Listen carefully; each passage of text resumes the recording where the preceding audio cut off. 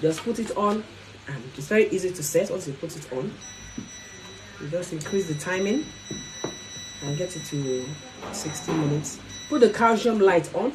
Calcium light is very important. Every human is supposed to use the calcium light, and then put the light that is specific to what you want. It doesn't mean that if you use any other light it harms. There's no harm in the machine. That's it. And then, or you can press the cycle. On the cycle you can see that you can have access to all the lights. So you will notice all the lights changing right now when you press the cycle. Now each light has its healing benefit. So this man that came, because he was complaining about pains in his back, I just put the red light.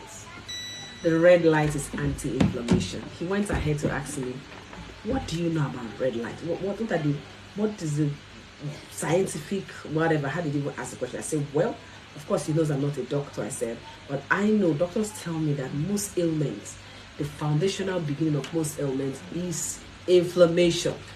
Yes, even cancer, it starts with inflammation. The place is inflamed. Now this machine is anti-inflammation. So what you want to do is to arrest the situation at its infancy. Okay, don't wait until it gets complicated.